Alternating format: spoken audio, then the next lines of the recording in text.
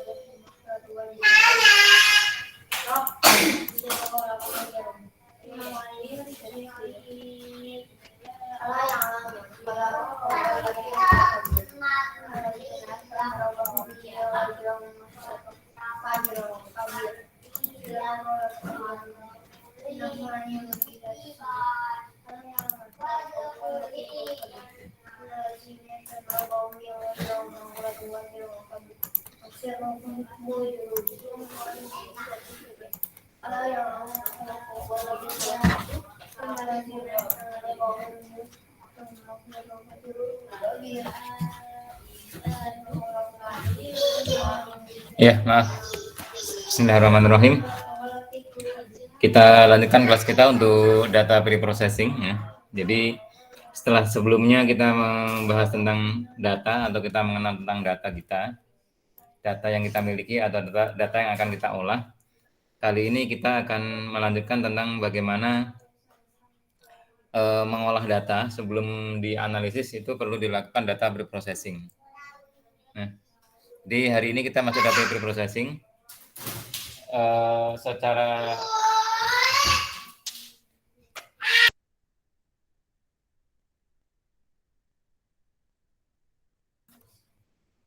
Secara materi ini sebenarnya cukup panjang, tapi nanti akan saya fokuskan pada hal-hal yang perlu teman-teman pahami gitu.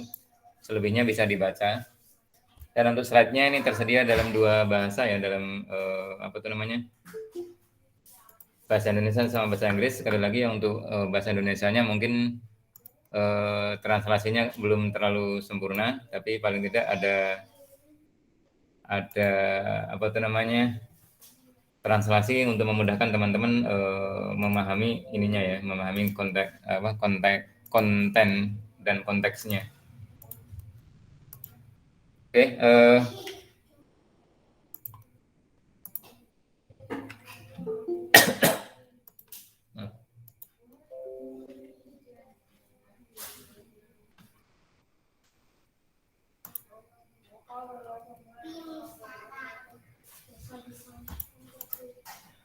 Oke. Secara garis besar kita nanti akan bahas tentang agenda-agenda berikut. Jadi nanti awalnya kita akan belajar tentang apa itu data preprocessing, secara gambaran umumnya seperti apa.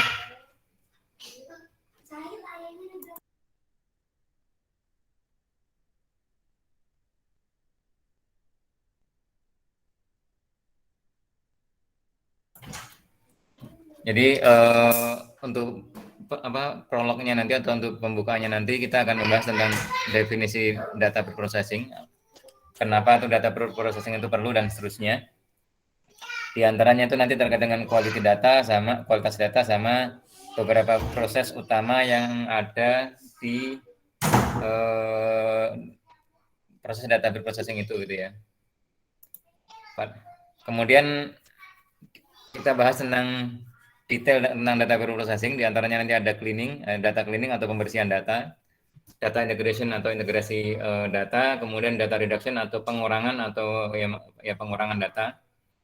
Kemudian yang terakhir itu adalah transformasi data dan diskretisasi data gitu ya. Nah, untuk detailnya nanti teman-teman bisa baca, tapi secara umum akan kita bahas tentang kerangka umum apa itu data preprocessing gitu ya. Nah, nanti yang terakhir itu ada summary atau rangkuman apa yang sudah dibahas pada materi ini.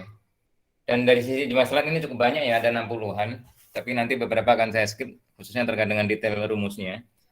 Karena yang lebih ini adalah dari sisi konsep dasarnya, sehingga kalau pemahaman tadi itu sudah teman-teman dapatkan, untuk rumusnya bisa dipelajari gitu.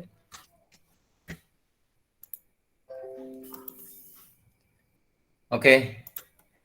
Nah, kenapa kita perlu mempreproses gitu ya? Preproses data itu kenapa diperlukan? Yaitu terkait dengan kualitas data. Jadi untuk apa tuh namanya, mengukur kualitas data itu apa istilahnya ya,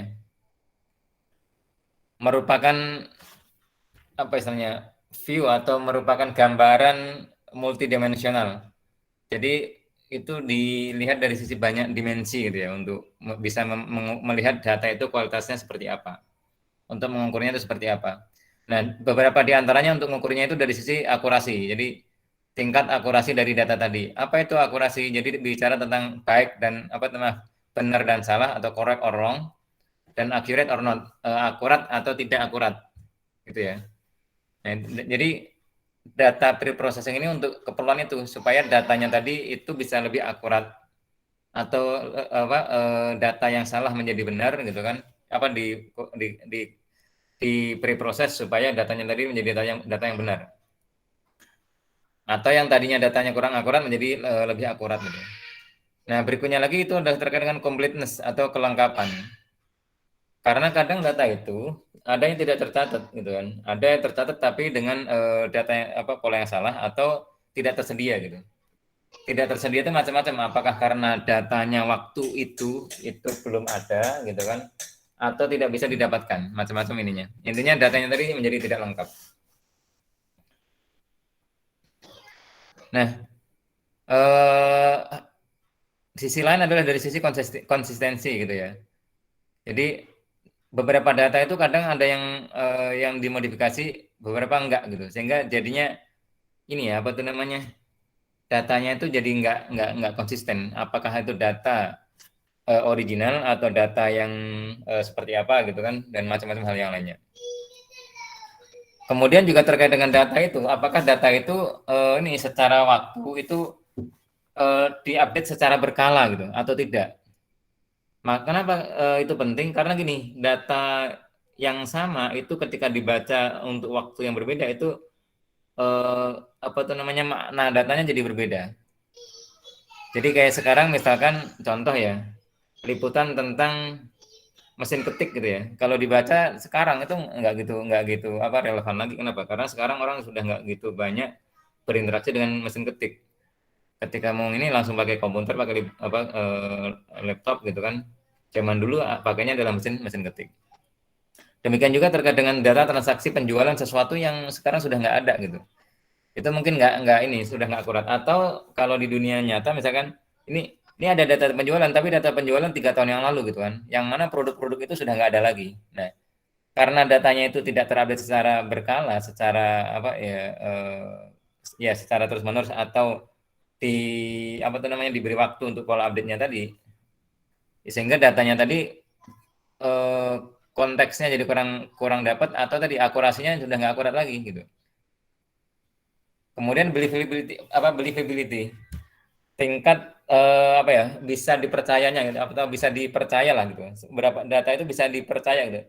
How trustable the data correct. Jadi seberapa bisa dipercaya data itu benar gitu kan. Itu terkait dengan ininya, dengan data. Dan yang lainnya adalah dari interpretability. Jadi bisa diinterpretasikan seperti apa atau tidak.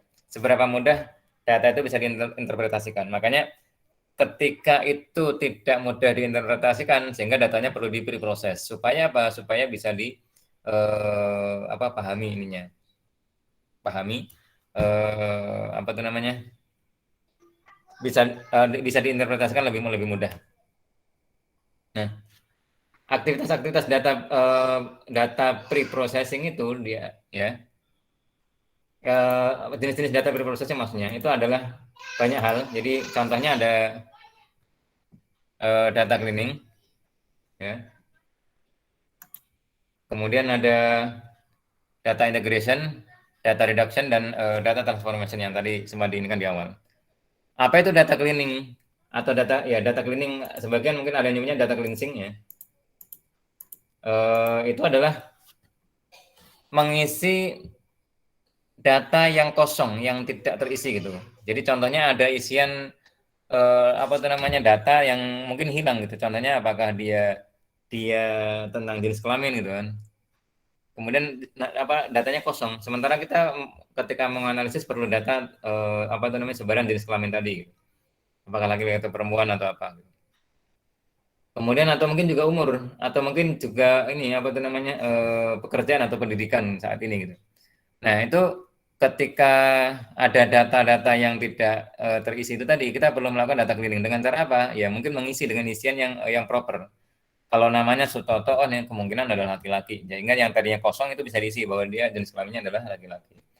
Atau tadi nih, kira-kira pekerjaannya apa gitu. Tapi ternyata isiannya tuh umurnya baru 12 tahun ya, kira-kira berarti dia masih sekolah. Sehingga bisa diisi. Dan hal-hal yang lainnya gitu.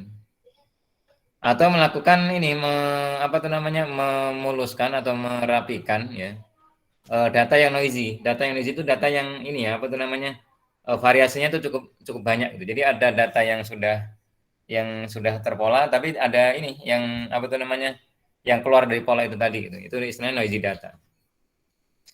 Bisa juga dilakukan dengan cara ini mengidentifikasi outlier kemudian dibuang gitu. Kenapa? Supaya data yang dianalisis itu tidak ada outliernya. Tidak ada data yang terleneh yang keluar dari ini. Atau juga melakukan penyelesaian atau resolve data yang inkonsisten gitu. Jadi itu nanti bisa dilakukan perbaikan atas data tadi. Supaya apa? Supaya supaya datanya itu lebih bersih gitu.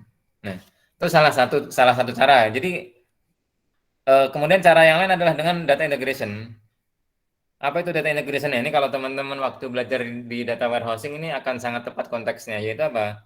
Mengintegrasikan multiple databases atau mengintegrasikan banyak databases gitu kan. Database ke dalam satu kesatuan gitu. Sehingga datanya itu dikelola menjadi data yang terintegrasi. Apa itu maksudnya data terintegrasi? Oh, data dari tabel 1 dan tabel kedua itu nyambung. Ada key yang menghubungkan kedua tabel tadi. Key-nya bisa satu atribut atau dua atribut gitu kan, atau lebih. Kemudian ada dipasangkan dengan tabel-tabel yang lain sehingga tabel-tabel yang ada itu saling berintegrasi. Karena saling berintegrasi, dimensinya sehingga makin banyak. Karena dimensinya makin banyak, otomatis insight atau analisis yang bisa dilakukan juga makin banyak. Nah, atau juga dengan melakukan data cube yang waktu itu sempat disinggung gitu ya. Jadi data cube itu ya membuat slice atau potongan-potongan dimensi data dengan ini yang lebih banyak gitu. Atau mengintegrasikan banyak file. Kalau kita punyanya cuma Excel atau CSV atau data yang lain, nah itu bisa juga diintegrasikan. Nah, nanti pas kita latihan praktikum atau praktikum mungkin awalnya pakai Excel, nah itu nanti otomatis data yang kita gunakan adalah menggunakan file gitu kan, beberapa file. Nah, langkah atau aktivitas lain yang dilakukan ketika data preprocessing itu adalah data reduction atau mengurangi data gitu. Nah, pengurangan itu ada beberapa macam, ada 3 paling setidaknya, yaitu dimensional reduction atau pengurangan dari sisi dimensi. Apa itu dimensional reduction? Yaitu mengurangi jumlah dimensinya atau jumlah atributnya atau jumlah kolomnya. Ya. Jadi kalau dimensional reduction ini jumlah kolomnya dikurangi. Kalau tadinya ada banyak apa namanya dimensi, kemudian diambil yang perlu saja atau diambil yang konteksnya sesuai saja atau diambil sesuai dengan kepentingan analisis yang akan dilakukan, sehingga dilakukan data reduction. Bisa juga numeric reduction. Apa itu? Jumlah barisnya dikurangin. Jadi kalau yang pertama ini tadi itu jumlah kolomnya itu dikurangin. Jadi misalkan ada kolom-kolom yang nggak relevan itu dihilangkan gitu ya, atau ditinggalkan. Nah, tapi kalau yang numeric reduction ini adalah jumlah barisnya.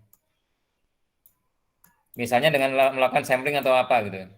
Jadi kalau kita punya data, contoh kemarin ada apa? Mahasiswa yang tanya, Pak, saya sudah punya data tentang COVID, katanya sekian banyak gitu kan. Nah, sekian banyak itu kan bisa ratusan line, bisa ribuan line, bisa ratusan ribu, bisa jutaan line gitu. Nah, ketika kita mau melakukan apa itu namanya data mining itu supaya kita bisa mendapatkan gambaran awal untuk prototyping itu kadang kita lakukan data reduction, kita kurangi. Wah, datanya 1 juta nih, waduh, komputer jebot gitu kan.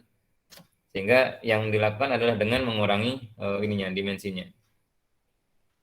Nah, jadi sehingga dimensinya mengurangi jumlah barisnya, jumlah barisnya tadi. Dari 1 juta mungkin hanya diambil 100 dulu atau 1000 dulu gitu.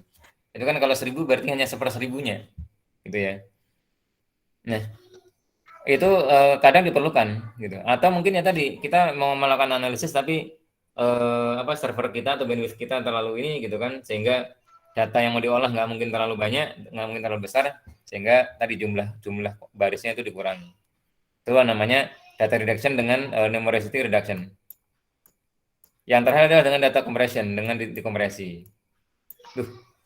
Gimana melakukan data compression itu ya macam-macam. Karena gini, ketika kita menganalisis data, ini kan ketika data mining itu kan bukan hanya teks ya, bukan hanya data yang sifatnya tabular, cuman bisa juga ada data-data yang lain. Itu nanti data itu supaya mudah dianalisis itu bisa dilakukan dengan data compression, dengan dikompresi, dikecilkan ya, atau dimampatkan seperti itu. Ya, kalau contohnya file kan di-zipkan gitu ya. Kalau audio dulunya adalah WAV, kemudian dirubah, bukan WAV, dulu .dat, sekarang yang umum adalah .mp3 dan seterusnya. Itu adalah data compression. Apa hubungannya dengan data mining? Ya ada hubungannya karena data mining macam-macam gitu kan yang ini kan. Bukan hanya teks atau data yang sifatnya alfanumerik saja. Nah, kemudian data preprocessing yang lainnya yang lazim juga dilakukan adalah data transformation atau mentransformasikan data. Nah, mentransformasikan data itu macam-macam gitu kan. Jadi mungkin mengubah apa itu namanya?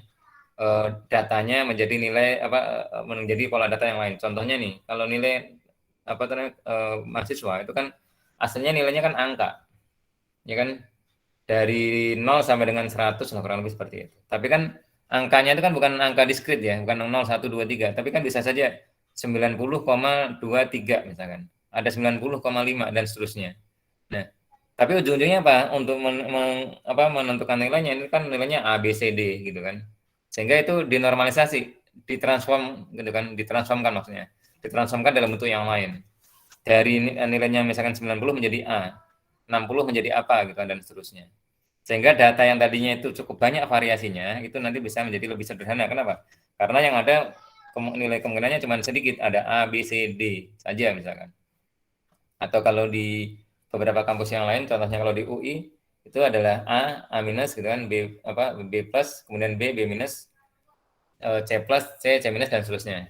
Tapi meskipun itu masih relatif banyak, bukan hanya sekedar 4, tapi bisa menjadi 12 atau berapa, tapi setidaknya tidak sampai dengan angka yang terlalu jauh, terlalu banyak, yang variasinya lebih banyak lagi. Karena kalau nilai tadi kan dari 0 sampai dengan 100 gitu kan nilainya kan. Itu kan variasinya banyak, bukan hanya 100 variasinya, tapi koma-komanya juga jauh gitu kan. Sehingga ketika dilakukan data transformation tadi, datanya akan lebih mudah diinikan. Lebih ringkas lah gitu ininya. Karena variasinya tidak banyak. Ketika nanti mau divisualisasikan atau mendapatkan insight gambarannya juga lebih mudah. Dan juga ada diskritisasi gitu kan. Nah, yang tadinya nggak diskrit dirubah menjadi diskrit. Ya contoh tadi, nilai itu kan aslinya nggak diskrit kan. 10,5, 10,51 dan seterusnya itu kan nggak diskrit. Tapi kemudian didiskretkan menjadi A, B, C, D misalkan. Itu kan diskritisasi. Oke. Itu dari sisi tipe-tipe data preprocessing tadi. Nah, sekarang kita lihat apa itu data cleaning. Nah, sampai sini mungkin ada yang mau ditanyakan dari teman-teman sebelum langkah makin jauh lagi. Silakan. Oh iya, maaf saya lupa. Jangan lupa teman-teman untuk ini nulis komen di Google Meet ini untuk keperluan absensi. Jadi sebutkan nama dan NPM ya. Selebihnya silahkan mau nulis hadir atau apa silahkan. Supaya nanti ada lognya dan log itu bisa digunakan untuk acuan kehadiran dari mahasiswa di kelas yang waktu online ini. Ya tadi saya lupa mengingatkan di awal.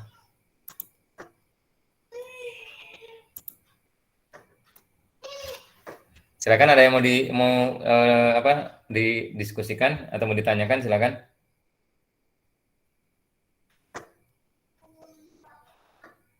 Aduh. Lanjut, Pak. Dari yang lain jelas? Jelas, Pak.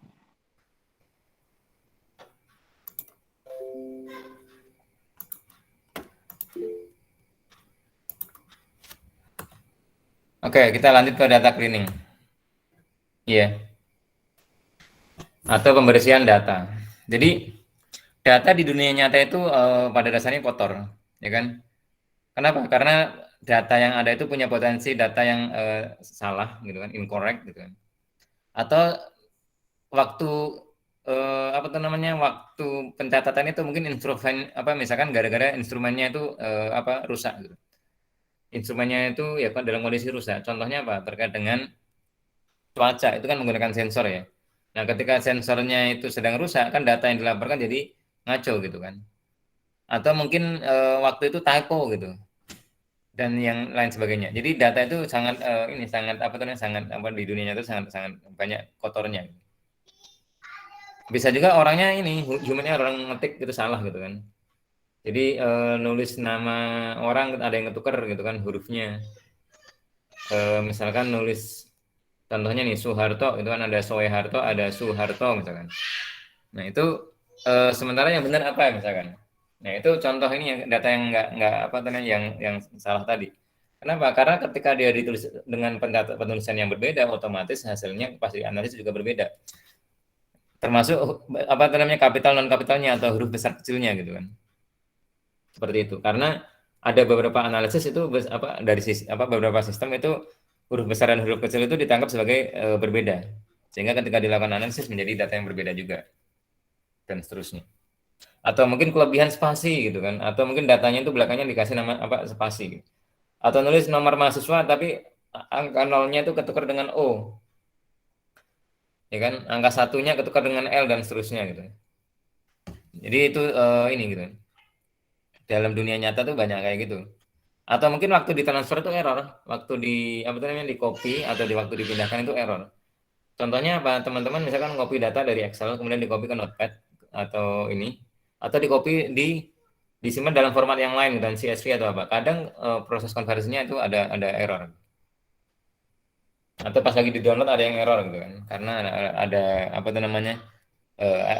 ada elemen-elemen data yang tidak ikut tercopy gitu. Nah. Oke. Nah, contoh-contoh yang data kotor tadi apa? Seperti yang tadi incomplete gitu ya, tidak lengkap. Tidak lengkapnya apa? Tadi contohnya nih terkait dengan pekerjaan gitu kan atau jabatan atau posisi itu tidak terisi. Ya kan? Padahal kita mau analisis tentang itu gitu kan. Sebaran mahasiswa berdasarkan dengan pekerjaannya gitu kan atau apa lah misalkan. Ternyata terkait data pekerjaannya itu nggak lengkap. Kalau nggak lengkap otomatis yang tidak lengkap tadi itu tidak bisa kita analisis. Ya, seperti itu. Atau noisy gitu kan. Terlalu kalau bahasa kitanya berisik ya. Nggak tahu bahasa Indonesianya yang untuk data noisy itu apa ya. Tapi ini yang data itu berisi noise gitu. Berisi noise itu apa? Data yang nggak make sense. contohnya data gaji tapi nilainya adalah minus 10 gitu atau hanya 10. Mana ada orang gaji kerjanya orang gajinya hanya 10 gitu kan. Apakah 10 rupiah, 10 ribu, 10 juta atau tadi gitu kan. Sehingga tidak make sense. Nah, ketika seperti itu dia perlu di ini gitu kan, perlu dikoreksi. Perlu di-cleaningkan gitu kan. Cleaningkannya macam-macam, apakah tadi dihapus atau kemudian dirubah dengan angka yang make sense, yang lebih relevan. Contohnya misalkan dia sudah ada informasi pekerjaannya apa, kemudian gajinya kok nggak ada, mungkin nanti bisa dicarikan nih referensi dari yang tempat yang lain, kira-kira gajinya berapa gitu kan, sehingga itu lebih lebih lebih lebih make sense. Itu contoh data noisy gitu ya, jadi datanya ada data yang nggak make sense. Kemudian ada juga ini data yang nggak konsisten gitu, jadi kadang data itu mungkin teman-teman pernah kalau di rumah sakit itu ngisinya adalah umur gitu kan, bukan tanggal lahir. Padahal umur itu kan makin ke sana ini gitu kan, sudah nggak relevan lagi gitu, konteksnya nggak relevan. Atau mungkin disuruh ngisi umur tapi yang di sini adalah tanggal lahir, gitu kan, dan seterusnya. Sehingga nanti mungkin ada beberapa isian itu menggunakan tanggal lahir, beberapa isian umur, sehingga datanya tidak sama. Nah, ketika datanya itu ternyata umur, mau dikonversi ke tanggal lahir susah. Kenapa? Itu mau dibikin tanggal berapa, bulan berapa gitu kan, ketika hanya bilang 42 gitu kan. Nah, seperti itu. Nah, bisa juga karena ini pola pola penulisan ratingnya gitu. Ya, dulu ratingnya itu dengan angka 1, 2, 3. Atau kalau misalkan nilai adalah 1, 2, 3, 4, 5 misalkan. Kemudian dirubah menjadi ratingnya adalah ABC dan seterusnya. Sehingga itu perlu di dilakukan data cleaning. Atau mungkin ada duplikat gitu kan, antara record ada pencatatan berulang. Itu sangat sangat sering ketemu gitu. Nah, atau mungkin ini secara secara ini gitu loh, secara intentional itu dilakukan dengan sengaja untuk mengisi datanya itu gitu. Jadi contohnya gini, kalau teman-teman punya orang tua atau kakek atau nenek, ketika dicek tanyain kakek umurnya berapa gitu kan, kadang nggak tahu, tapi ketika dicek KTP-nya itu ada informasi tanggal lahirnya. Nah, tanggal lahirnya itu belum tentu benar. Tanggal lahir itu kadang diisi dengan pola yang sudah ditentukan. Kalau nggak tahu tinggal ditanya umurnya berapa. Oh, umurnya sekian. Sudah, nanti diambil tanggal lahirnya adalah misalkan pertengahan tahun gitu kan, tanggal 1 bulan Juli atau tanggal 1 bulan Juni atau di awal atau akhir sekalian gitu. Jadi kalau tanggal tahun lahirnya nggak tahu, udah dibikin sama dengan 1 Januari gitu. Dengan tahun sesuai dengan umur yang dia sebutkan dikurangi dengan angka tanggal sekarang gitu. Atau sebaliknya, bulan Desember sekalian gitu kan, atau tengah-tengah atau apa. Ya. Itu contoh data yang itu tadi, yang kotor tadi. Karena kalau seperti itu nanti akan banyak sekali data yang nggak relevan gitu kan, datanya bukan nggak relevan, nggak benar gitu. Makanya perlu berproses.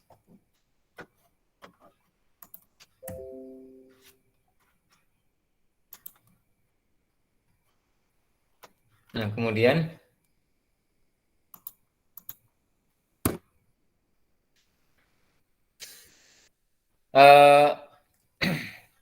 terkadang data itu juga nggak lengkap gitu kan, atau incomplete, atau missing, atau hilang. Ya, jadi dari yang seharusnya terisi lengkap nggak terisi dengan lengkap gitu. Kadang ada data kayak gitu. Jadi contohnya adalah beberapa baris atau beberapa record itu beberapa kolomnya itu tidak terisi gitu. Jadi informasi tentang pendapatan customernya misalkan kalau terkait dengan data penjualan gitu, data pendapatan customernya nggak ada gitu kan. Kemudian perlu dianalisis nih, kira-kira yang belanja itu ininya income-nya rata-rata berapa sih dan seterusnya, sehingga nanti bisa dibikin perkiraan produk yang cocok atau segmentasi yang cocok untuk customer tadi gitu. Nah, itu kalau nggak ada gimana ininya gitu kan, contoh data yang nggak lengkap datanya atau ada missing value. Nah, dan nggak adanya tadi atau hilangnya tadi itu juga bisa juga karena tadi equipmentnya atau alat peralatannya itu tidak berfungsi gitu atau rusak. Kemudian nggak konsisten dengan ini apa record yang lain atau catatan yang lain gitu, atau data yang lain. Sehingga kemudian data tadi kehapus atau dihapus. Atau mungkin waktu pas ngisi, waktu dulu pencatatannya itu nggak diisikan gara-gara yang pas lagi mau mengisikan itu apa tuh namanya nggak paham gitu, misunderstanding. Jadi kurang paham konteksnya akhirnya nggak diisikan. Atau ya tadi eh kayaknya nggak relevan lah akhirnya nggak diisikan. Atau ini bisa juga data waktu itu nggak apa dirasa nggak penting sehingga nggak diisikan. Ini ya apa sih contohnya kalau sekarang nih ketika teman-teman ngisi apa ya eh survei apalah misalkan kadang gitu kan udah di skip skip aja lah misalkan ini nggak penting, atau misalkan pas lagi kita periksa di rumah sakit gitu kan itu kan kadang datanya mungkin kita ngeluhkan apa apa nggak semuanya dicatat gitu karena mungkin menurut menurut pencatatannya ini nggak penting lah itu sehingga nggak dicatat. Ternyata data itu sebenarnya dibutuhkan gitu. Nah ini contoh kenapa kok data itu bisa bisa missing atau enggak ini kan, atau tidak dicatatkan itu kan perubahan atau ini apa perubahan datanya itu tidak dicatat sehingga ya intinya ada data yang hilang, data yang dibutuhkan tidak ada, atau data yang mau dianalisis tidak ada isinya.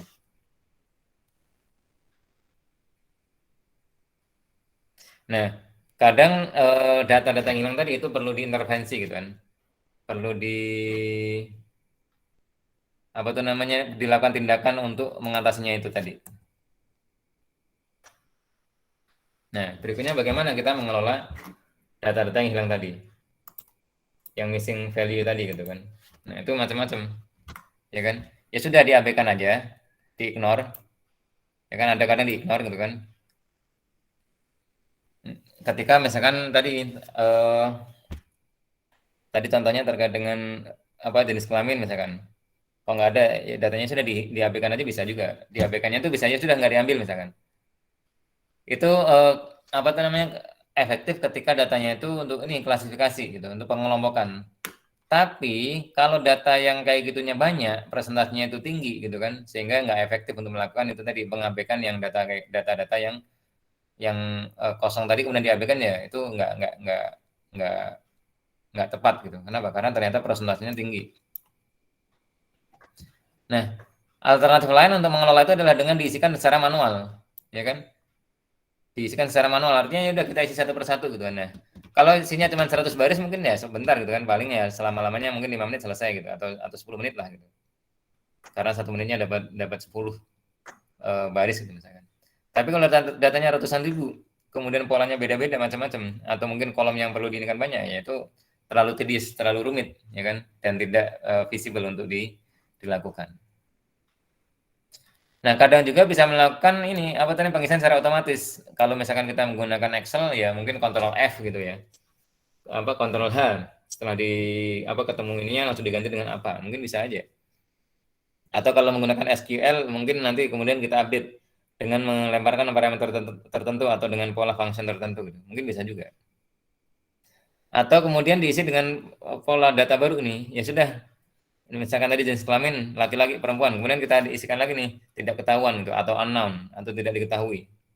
Itu bisa juga. Kadang ada yang kayak gitu.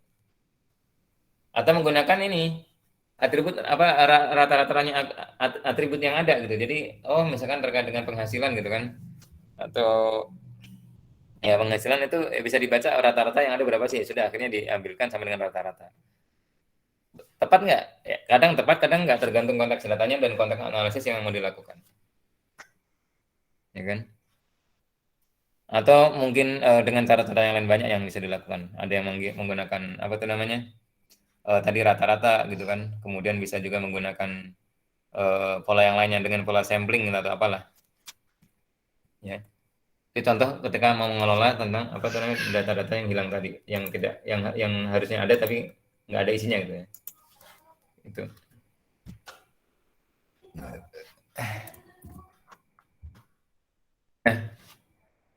kemudian noisy data atau data yang noisy gitu ya, data yang kalau bahasa kitanya berisik ya. Nah, itu noise itu apa? Yaitu ada random error atau varian. Jadi error star acak, artinya tidak terpola errornya itu, gitu kan? Atau varian, ya variasi atau ya apa sempalan, gitu kan? Ya varian atas variabel yang diukur gitu. Jadi pada variabel yang diukur tadi itu ada ini, ada apa itu namanya random secara error gitu. Error secara random, maaf. Random, apa error secara random. Jadi datanya itu error, tapi errornya itu acak, tidak terpola gitu kan. Atau ada variasi lah ininya gitu.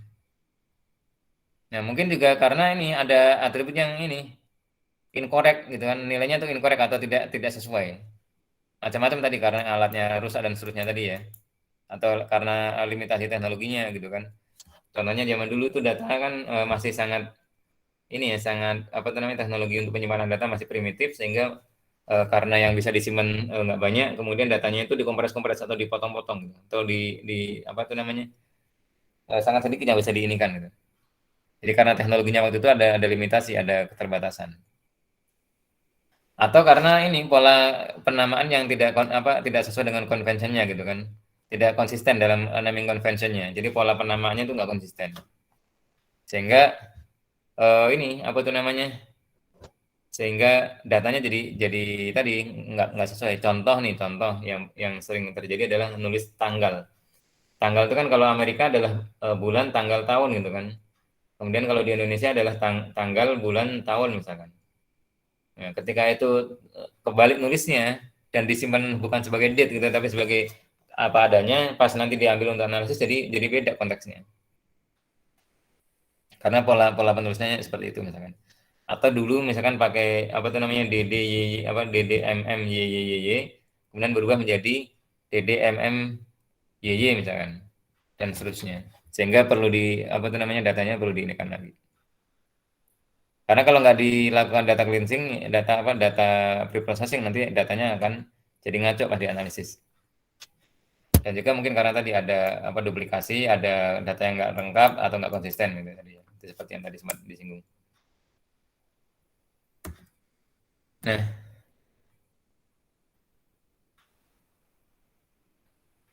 ketika ada data-data seperti itu apa yang dilakukan ya?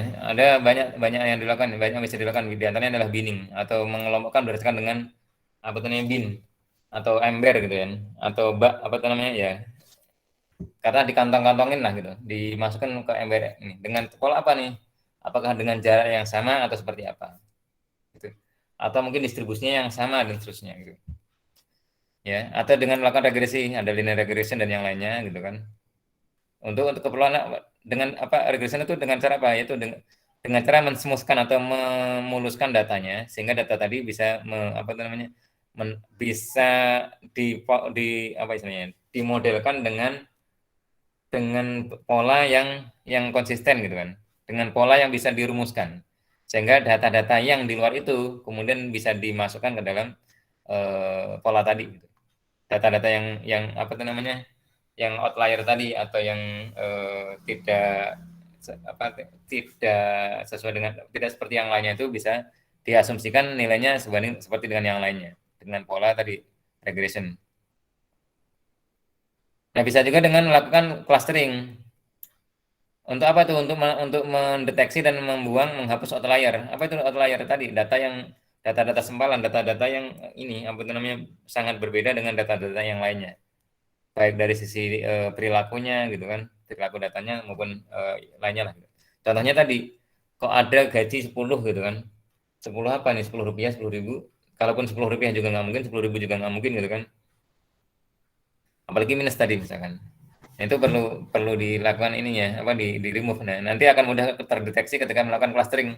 Dia akan kelihatan jauh dari yang lain gitu kan sehingga kelihatan bahwa itu data outlier atau data yang ini.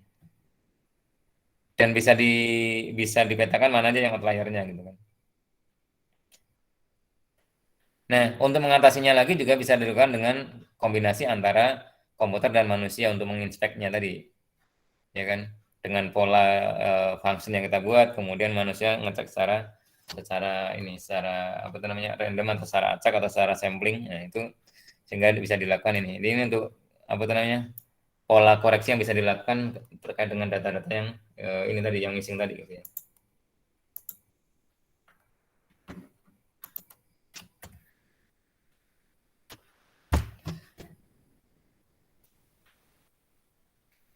Nah, ini sebagai prosesnya ya. Untuk data cleaning sebagai proses itu. Jadi ini sebenarnya ini ada nyambung dengan yang lainnya lagi nih. Kan ada data integration-nya. Nah, ketika mengintegrasikan data nih, ini contohnya menggunakan ETL yang mungkin teman-teman sudah belajar di kelas apa namanya data warehouse dan data mining sebelumnya, yaitu apa tuh extract, transform dan load, gitu. Extract, transform and load, gitu. Yaitu tool yang bisa digunakan untuk mengambil data dari database yang lain atau dari apa format data yang lain, kemudian diintegrasikan, ya kan, ditransformasikan. Jadi ngambil data, ngekstrak data, kemudian ditransformasikan di apa namanya di format bentuknya, di apa itu namanya apa di ya distrukturkan atau ya ditransform lah sesuai dengan yang diinginkan gitu. Kemudian loading loading itu apa? Kemudian datanya tadi kemudian dimuat atau disimpan di database yang baru. Yang mana dari ekstrak, transform dan loading ini tadi dari datanya awalnya kotor, di sini sudah dilakukan proses pembersihan, ada data berproses, kemudian nanti dilakukan loading di sini. Gitu. Itu menggunakan tool biasanya. Mungkin waktu teman-teman di semester sebelumnya itu menggunakan apa itu namanya? Menggunakan apa? Pentaho ya. Pentaho Data Integration atau BDI yang engine-nya itu ada Kettle, ada macam-macam lah. Nah, kemudian juga tadi apa itu namanya melakukan secara iteratif dan interaktif gitu. Jadi ininya pola untuk memprosesnya artinya apa? Data cleaning itu tidak proses yang hanya sekali jalan gitu kan atau satu kali rubah udah selesai enggak. Itu apa bentuknya iterasi, berulang-ulang dan kemudian juga ini apa namanya interaktif. Ya tadi ngecek kemudian oh begini kemudian dapat gambaran apa yang salah, apa yang perlu dirubah kemudian diperbaiki lagi. Nah, jadi itu apa gambaran data cleaning sebagai sebuah proses gitu ya.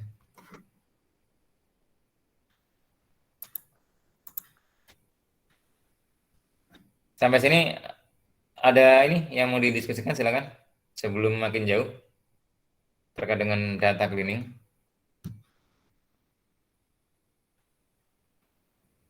Aduh.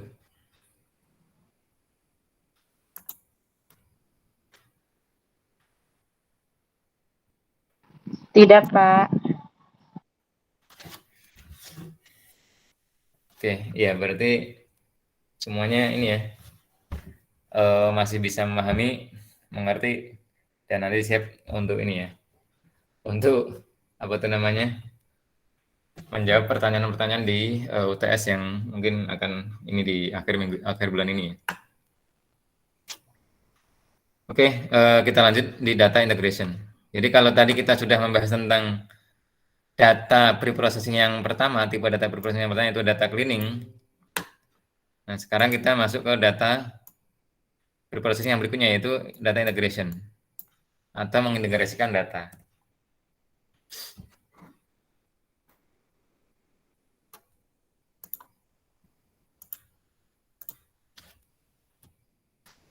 Jadi data integration itu apa? Data integration adalah combines data from multiple sources into a coherent store. Jadi mengkombinasikan data dari banyak sumber gitu kan ke dalam satu penyimpanan yang koheren gitu, ya yang apa ya? Yang menyatu, eh, yang utuh gitu ya. Jadi kalau tadinya kan dari sumber yang banyak kemudian disimpan di satu tempat. Ya. Contohnya yaitu kalau teman-teman menggunakan apa tuh namanya? Menggunakan database SQL itu kan bisa dengan apa join ya, left join gitu ya. Dengan menggunakan apa tuh? Key yang sama apa nih misalkan kode customer ID di table A sama dengan kode customer ID di table B misalkan. Tapi dua data ini tadi itu dari dua tabel yang berbeda. Contohnya ini adalah data master customer, yang ini adalah data penjualan. Kan kayak gitu. Nah, jadi data penjualan ini data sales. dan data customer, kemudian master data customer sama data penjualan ini tadi itu diintegrasikan sehingga dia mendapatkan insight. Kenapa? Di data customer sini ada informasi nih, customer ini penghasilan berapa, jenis kelaminnya laki-laki atau perempuan, kemudian dia umurnya berapa, tinggal di mana, itu di sini di master customer sini. Tapi yang di sini itu adanya adalah penjualan. Jadi bulan apa, belinya berapa, apa saja yang dibeli dan seterusnya. Sehingga nanti bisa profiling nih tentang profil customernya dengan profil produk yang dibelinya. Nah ini contohnya data integration, ya kan? Kemudian juga data integration itu untuk keperluan ini apa tuh namanya maaf. Jadi masalahnya ketika data integration itu kadang ada kendala untuk mengidentifikasi ini ya entity, sebuah entity itu. Karena gini, kalau di Amerika itu nama itu kan apa, nama orang itu kan yang digunakan adalah nama belakang gitu ya. Misalkan Clinton gitu. Jadi customer-nya adalah Clinton, tapi Clinton itu ada Bill Clinton, ada William Clinton misalkan. Nah, apakah dia sama atau enggak? Ini kadang ada kendala seperti itu. Atau mungkin samanya dengan ini di Indonesia misalkan nama Sutoto gitu. Mungkin bukan hanya satu orang. Nah, apakah Sutoto yang di record ini sama dengan Sutoto yang di record satunya lagi gitu. Itu kadang masalah ketika mengidentifikasi ini ya. Mengidentifikasi eh, apa data. Tapi ketika tadi menggunakannya apa setelah melakukan data integration sehingga itu nanti bisa lebih lebih apa itu namanya lebih mudah dibedakan apakah itu sama atau beda. Kenapa? Meskipun namanya sama-sama Sutoto, ternyata customer ID-nya berbeda nih. Kemungkinan dia berbeda. Gitu. Atau malah sebaliknya nih, jangan-jangan memang dia kode customer-nya berbeda, tapi orang yang sama misalkan. Dan hal yang lainnya. Nah, juga data integration itu untuk ini, apa itu namanya? Untuk keperluan detect dan resolve apa konflik pada nilai gitu kan. Jadi kalau ada nilai pada datanya itu kalau ada yang konflik itu nanti bisa diinikan, bisa diatasi dengan itu gitu. Bisa dideteksi dan diatasi dengan data integration. Nah, ini dan kadang itu di dunia nyata itu beda ya. Apa itu namanya? Atribut yang sama itu nilainya beda-beda dari sumber yang berbeda gitu. Jadi contoh gitu ya. Misalkan nomor induk mahasiswa itu kan ada yang pakai NIM gitu kan atau NPM. Itu kan nama ininya beda gitu ya. Nama apa tuh namanya? Nama filenya beda. Atau mungkin filenya sama nih. Cuman pola pencatatannya berbeda gitu. Jadi kalau nama di Indonesia kan mungkin cuma nama saja gitu. Tapi kalau di Amerika itu kan ada first name, middle name sama last name gitu kan. Nah, kalau di Indonesia kan ya namanya kalau ternyata namanya tiga ya udah dibagi seperti itu saja gitu. Meskipun konteksnya tidak apa seperti itu gitu. Karena kalau di Amerika itu last name adalah sebagai panggilannya misalkan gitu kan. Nah, sementara di Indonesia enggak. Nah, jadi ketika melakukan data integration itu bisa untuk mengatasi hal-hal seperti itu. Apakah dia sama dan seterusnya gitu kan. Apakah dia nama last name-nya sama tapi first name-nya sama atau tidak gitu kan dan seterusnya. Atau mungkin gini, kadang datanya itu sama-sama angka tapi ternyata beda satuan gitu kan. Ada satuan Inggris, ada satuan metrik. Contohnya kalau berat itu kan ada pounds, ada kilo. Ya kan kalau kalau apa ukuran panjang itu kan ada feet, ada meter gitu kan. Ada feet, inch dan teman-temannya ada juga meter. Nah, ini juga perlu dilakukan data integration untuk ininya. Untuk apa nih mengkonversikan misalkan dengan apa dan seterusnya.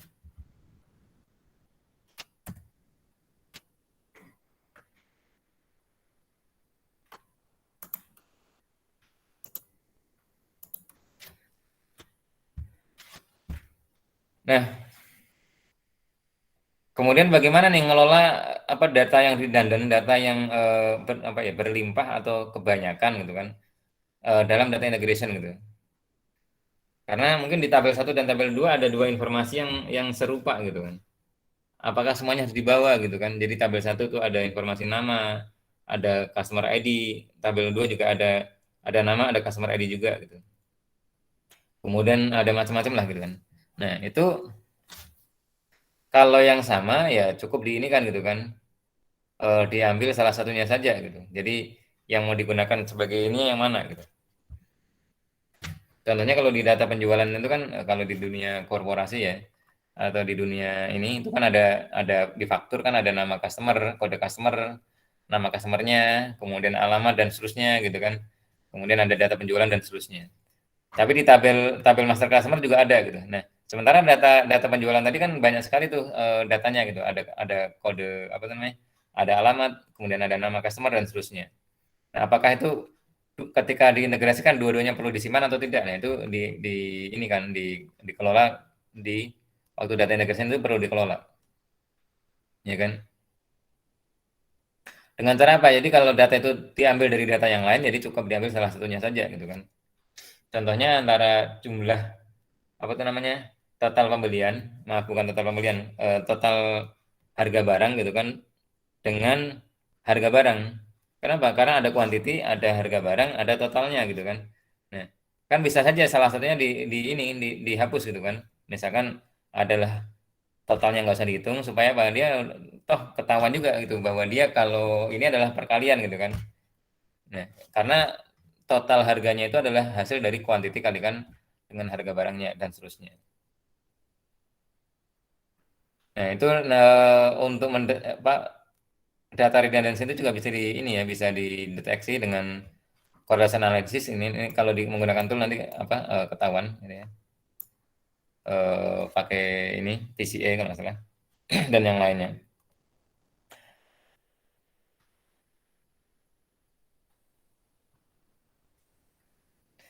Nah, juga ketika kita melakukan data integration itu juga harus hati-hati gitu untuk untuk apa tuh namanya melihat apakah dari masing-masing source tadi itu ada data yang berulang, data yang mereka sebenarnya sama-sama punya gitu kan.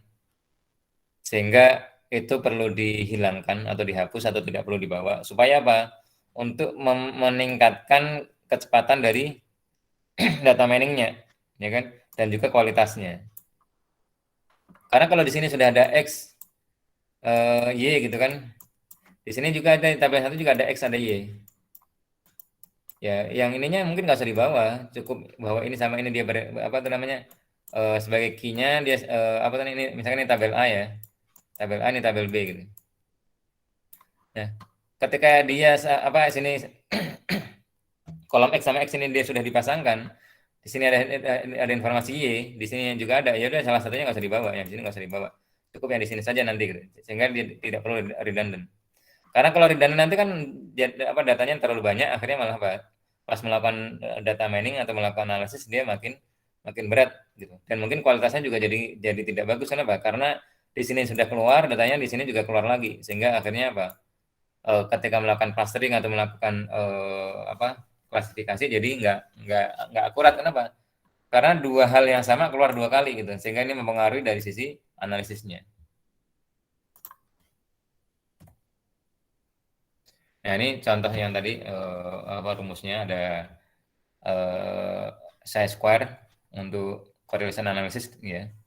Nanti kalau menggunakan tool tinggal pakai konsepnya adalah ini apa namanya rumusnya. Jadi observe dikurangi expected, kemudian dikuadratkan, kemudian dibagi dengan expectednya. Nah, ini semuanya ini kan ya di apa namanya ditotalkan, sigma kan. Ya. Intinya ini untuk apa namanya mengetahui apakah data itu dia redundant atau tidak antara. Jadi kalau yang di sini tadi misalkan data-data nih, yang ini sama ini tuh apa redundant atau enggak gitu kan? Itu nanti bisa dianalisis dengan tadi correlation analysis gitu ya. Ini pola apa perhitungannya sekedar sebagai informasi. Nah ini contoh nih bahwa antara X sama Y itu dia punya korelasi atau tidak gitu kan. Oh ini ada korelasi nih ketika X yang tumbuh ini juga tumbuh gitu kan. Artinya apa? Ini apa namanya atribut X sama atribut Y itu dia kalau ini bahkan ini ya apa namanya lurus banget itu ya apa namanya sempurna gitu. Ini kemungkinan ya dia apakah tadi antara harga dengan total harga gitu. Karena itu kan cuma perkalian dengan quantity kan. Sehingga kemiringan ini dipengaruhi oleh apa gradiennya itu dipengaruhi oleh ini quantity gitu kan. Dan seterusnya.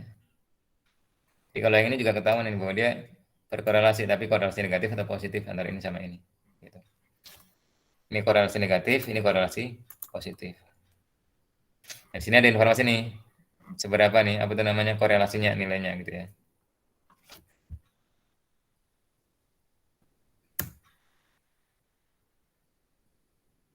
Ini pola ukur yang lain, ya ada covariance dan yang lainnya. Kita nggak bahas detail di sini.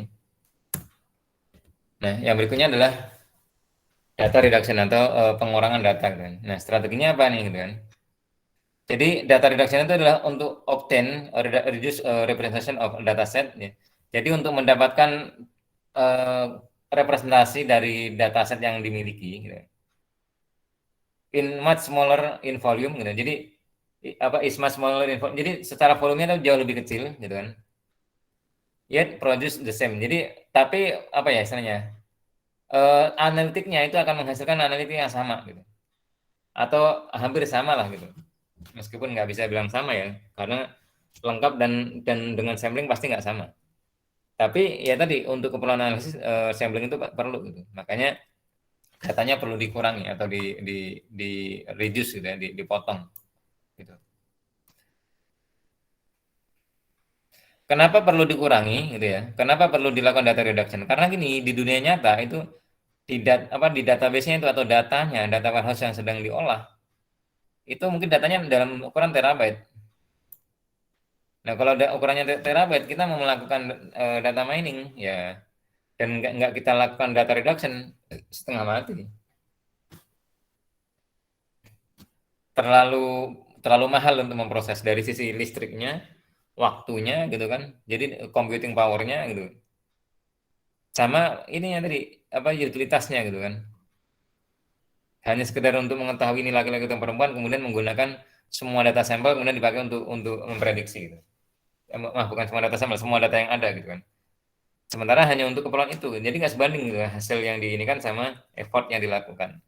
Makanya untuk mengatasi itu dilakukan dengan berproses data dengan data reduction, mengurangi ininya jumlah datanya gitu. Nah, data reduction itu ada dua yang tadi ya, maaf ada tiga. Yang pertama adalah dimensionality reduction, jumlah dimensinya itu dikurangi gitu. Jadi kalau tadi ada kolom X, Y, Z, kemudian sini nanti ada A, ada B misalnya gitu ya. Itu mungkin beberapa kolom tuh nggak dipakai, ini misalkan nggak dipakai ini. Itu dimensionality reduction. Jumlahnya itu dikurangi. Kenapa? Dengan melakukan tadi PCA tadi, principal component analysis. Jadi apakah ini mungkin berkorelasi dengan ini misalkan. Kalau berkorelasi kan bisa diketahui apakah dia positif atau negatif. Nah, karena dia nilai korelasinya tinggi sehingga cukup menggunakan ini saja itu sudah mewakili ini juga. Nah, samanya dengan ini yang apa kolom B ini, apakah dia punya korelasi dengan X atau dengan A misalkan. Ketika ternyata punya nilai korelasinya tinggi dengan A, ya sudah A-nya sudah digunakan, ini nggak perlu digunakan. Atau A-nya nggak usah, yang B-nya yang digunakan. Itu pengurangan ininya, apa itu namanya, dimensionality-nya.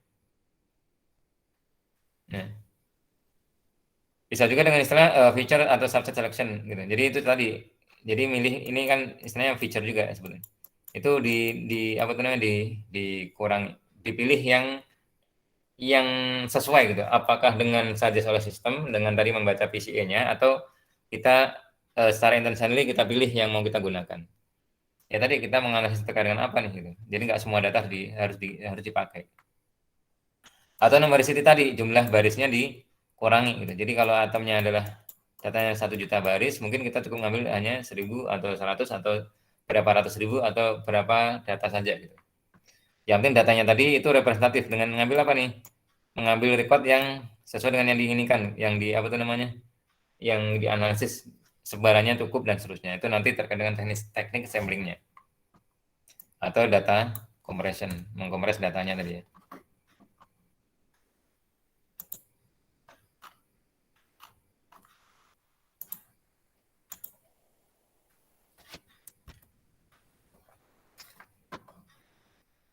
Oke, sampai sini ada yang didiskusikan, silakan. Kayaknya ada tenang-tenang aja nih, apakah justru malah ini nih, kayaknya ini apa kekurangannya kalau online seperti ini. Jadi karena online tidak ada proses tatap muka, jadi ketika ada yang tidak memperhatikan atau ngantuk jadi susah di ini kan diketahui. Dan mungkin juga suasana di kelasnya tidak seperti kalau ini ya tatap muka ya. Oke, silakan.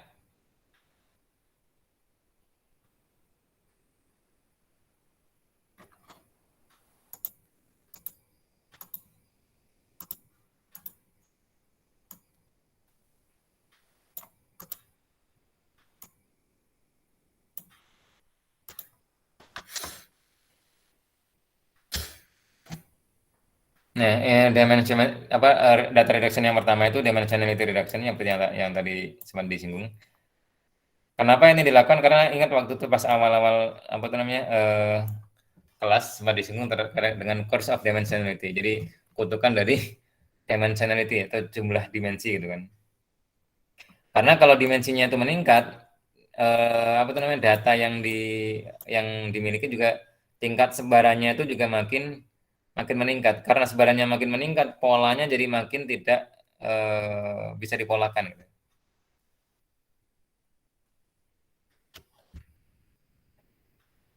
Atau sebaliknya kalau dimensinya tadi terlalu banyak karena kita mau melakukan clustering dan terlalu banyak dimensinya, otomatis dia tidak mengerucut pada ini tertentu gitu ya, pada apa itu namanya? Pada apa pola untuk mengerucutnya terlalu rumit atau bukan terlalu rumit, terlalu banyak sebarannya gitu kan. Sehingga karena terlalu banyak, akhirnya mau melakukan grouping atau clustering atau kategorisasi jadi susah. Ataupun mungkin terbentuk secara sistem terbentuk, tapi terlalu banyak, jadi insight-nya jadi nggak make sense gitu kan.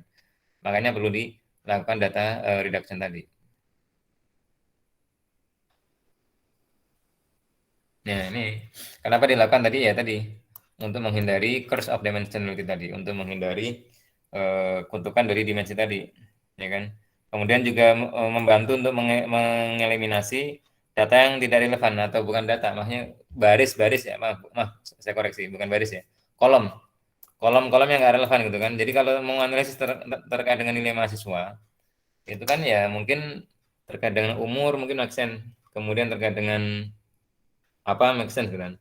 Tapi kalau terkait dengan apa itu namanya kecamatan atau tempat tinggal itu mungkin nggak make sense ya. Sehingga data-data itu kemudian tidak diikutkan dalam analisisnya. Gitu. Jadi membantu untuk mengeliminasi data yang tidak relevan terhadap itu tadi, gitu. Atau mengurangi noise tadi. Jadi supaya nggak banyak noise yang apa kolom-kolom yang berkontribusi terhadap noise tadi kemudian dihapus gitu kan, seperti itu.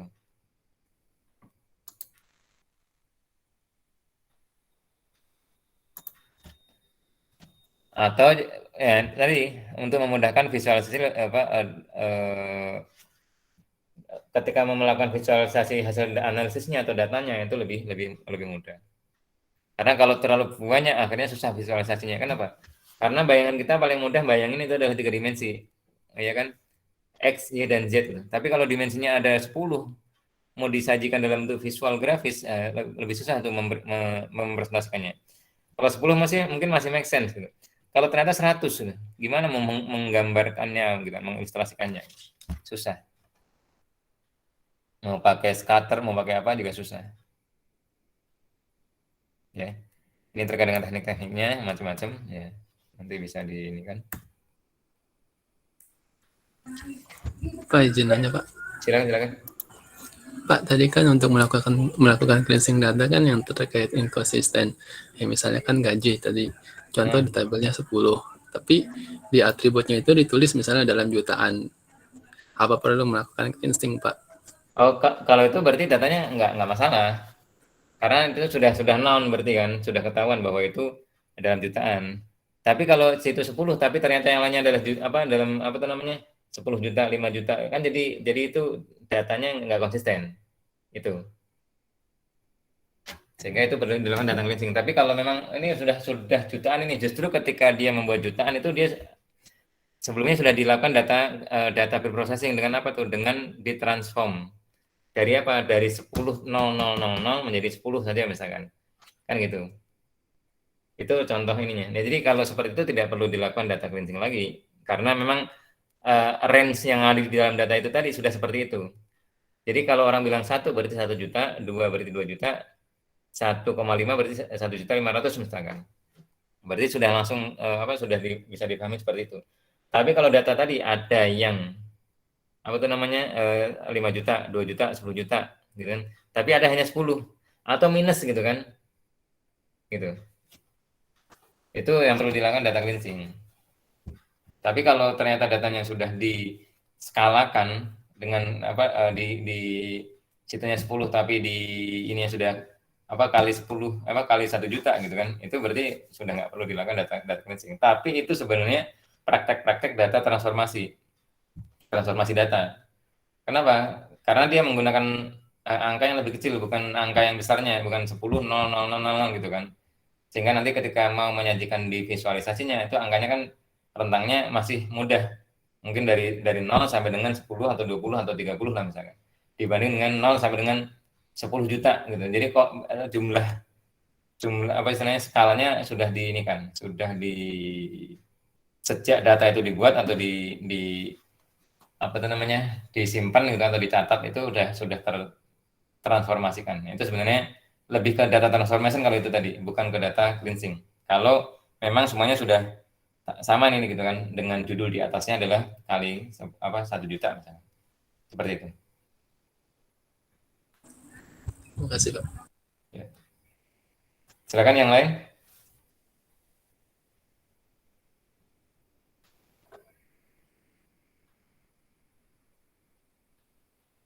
Ada lagi? Ayo, silakan.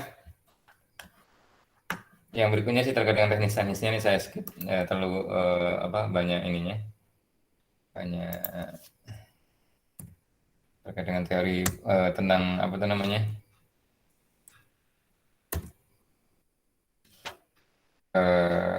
Untuk mengurangi tadi tekniknya macam-macam. Ini sebenarnya konsep yang digunakan oleh tool, baik itu menggunakan Python maupun yang lain untuk melakukan data ini data reduction tadi gitu kan. Yang dari PCA konsepnya. Nah, mohon maaf nih saya banyak skip karena waktu tahun sebelumnya ketika terlalu banyak dibahas ini, akhirnya waktu untuk prakteknya nggak kebagian. Jadi akhirnya kebanyakan belajar di teori tapi feelingnya lebih kurang, masih malah kurang.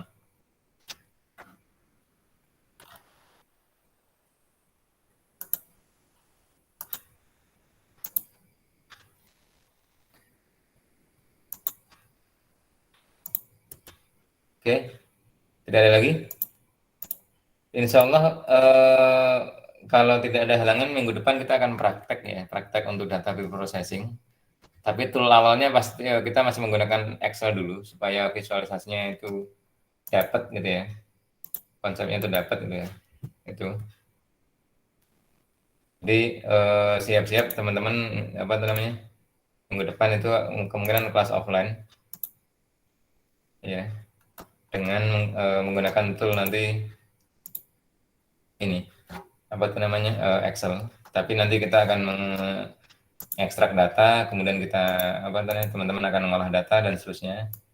Datanya seperti apa nanti akan diinformasikan di grup. Apakah ngambil sendiri atau seperti apa nanti akan diinformasikan menyusul.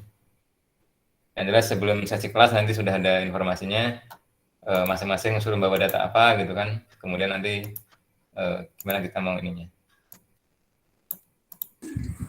Pak Jun nanya lagi, Pak. Ya silakan Mas. Pak, kadang di tiap tools itu kan misalnya di RapidMiner atau Power BI kan memiliki proses-proses yang di data mining tadi kan, seperti data cleansing atau transform itu. Itu menurut Bapak best practice-nya itu setiap proses menggunakan tools yang sama atau berbeda, Pak? Sebenarnya kita nggak ada istilah ini ya. Jadi best practice itu ya lebih ke ini, karena kita melakukan data preprocessing itu sangat tergantung dengan arah analisis yang mau kita lakukan sama karakteristik data yang kita punya. Jadi nggak semua data itu, jadi tadi kan ada contohnya kita melakukan data reduction gitu kan. mungkin ada yang nggak perlu dilakukan data reduction kalau memang jumlahnya sedikit, gitu kan. Atau jumlahnya banyak tapi kita memang perlu ini gitu kan. Nah itu contohnya data reduction. Tapi mungkin ada yang tadi data yang perlu dilakukan data cleansing dengan filling tadi gitu kan. Tapi mungkin ada juga yang data nggak kayak gitu. Kalau datanya memang sejak awal sudah bersih atau mungkin teknologi yang digunakan tadi memang sudah apa tuh namanya sudah menjaga dari data-data yang mungkin kosong tadi. Contohnya nih kalau di apa di pengalaman saya kebetulan saya kan lama menggunakan ERP ya, Enterprise Resource Planning. Mungkin ada sesi apa kelas tersendiri, ada kelas tersendiri ya untuk ini. Nah itu karena pola penggunaan aplikasinya itu sudah terkontrol sehingga bahwa ketika memstore data ini harus sudah ada cegatan-cegatan gitu kan, ada rule-rule yang sudah di set gitu kan, bahwa kode customer adalah harus refer dari sini, datanya nggak boleh salah gitu, itu harus keisi dan seterusnya, kalau nggak bisa disimpan dan seterusnya, kemudian tanggalnya nggak bisa dibikin tanggal mundur, kemudian tanggalnya itu sudah dan seterusnya lah, sehingga datanya sudah apa tuh namanya sudah tidak banyak apa tidak ada data-data yang itu tadi, sehingga kita tidak perlu lagi melakukan data cleansing misalkan. Tapi ya tadi mungkin karena dimensinya terlalu banyak sehingga akhirnya diperlukan data reduction dalam bentuk tadi dimensionality reduction atau pengurangan dari sisi jumlah dimensinya tadi. Nah, itu jadi tergantung dengan karakter datanya. Jadi bukan kok masalah tool-nya apa, gitu kan? Karena tool itu kan lebih kepada bagaimana cara kita melakukannya dari sisi aplikasi gitu ya. Tapi behind the scene-nya atau di belakang layarnya kurang lebih sama. Samanya apa ya tadi? Ada yang dikurangi, ada yang diganti, ada yang di apa gitu. Dan masing-masing biasanya ada fungsi seperti itu meskipun caranya tidak sama gitu.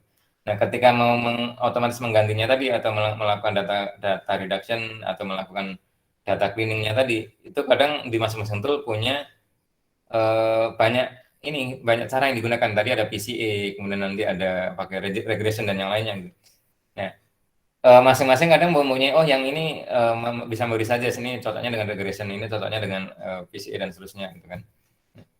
Jadi nggak ada yang istilah best practice yang paling mujarab itu nggak ada. Jadi nggak no silver bullet. Jadi nggak ada ini apa itu namanya satu peluru yang manjur untuk apa istilahnya yang yang paling tepat untuk semuanya nggak. Jadi tergantung karakter data yang kita punya sama analisis yang akan kita lakukan seperti itu. Jadi kalau refit miner cocoknya pakai ini enggak bisa seperti itu. Jadi yang ini adalah ini karakter kita data seperti ini, kita mengolahnya ke arah sana, kemudian data kita yang punya adalah ini nih.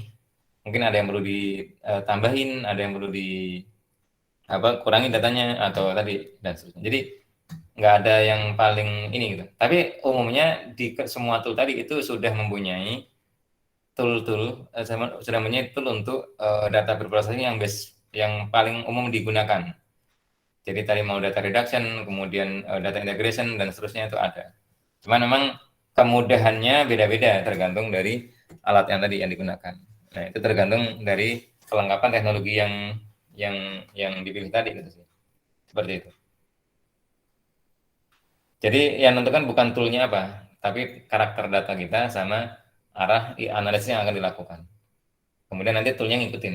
Nah, tinggal toolnya ada atau tidak untuk kebutuhan itu tadi gitu kan, dan caranya seperti apa gitu kan. Kalaupun ada, dia menggunakan pola yang mana. Karena sekali lagi semua pola tadi dia punya apa itu namanya kelebihan dan kekurangan gitu kan. Dan biasanya nanti beberapa tool itu dia sudah prefer ini tertentu nih. Yang tool ini lebih banyak lebih sering menggunakan PCA, yang lainnya lagi menggunakan apa gitu kan. Nah, seperti itu. Jadi enggak ada jurus pamungkas untuk semuanya enggak. Tapi yang jelas semuanya pasti sudah mempunyai tool untuk keperluan data cleansing tadi. Karena mereka menyadari betul bahwa data itu kadang perlu diproses. Untuk apa? Data itu perlu di pre-proses gitu kan. Untuk apa? Ya tadi untuk mengurangi datanya lah, untuk melakukan prototyping awal gitu kan. Atau untuk apa dan ya. Seperti itu, Mas.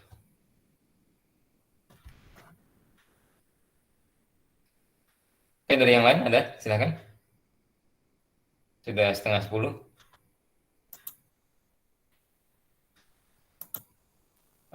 Kalau tidak ada kita cukupkan di sini. Ini sebenarnya masih ada beberapa poin lagi ya nanti terkait dengan apa itu namanya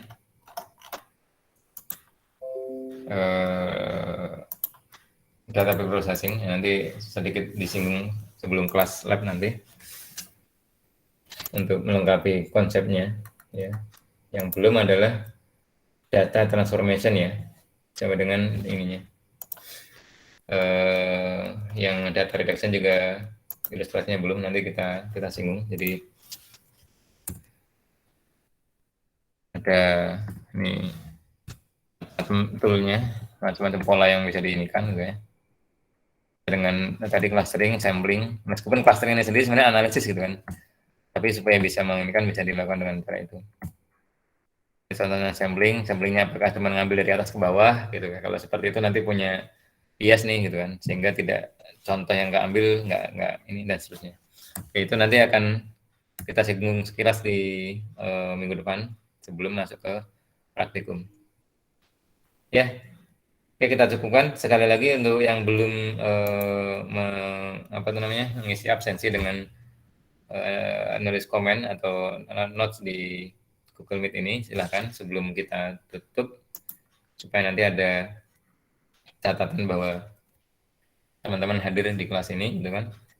Sehingga nanti untuk pengecekan absensi bisa refer ke chat teman-teman ini tadi. Oke, terima kasih. Untuk malam ini, insya Allah minggu depan kita planningkan offline. Dan saya minta setidaknya sih 1,5 jam. Kalau hanya 1 jam itu sepertinya akan ini ya.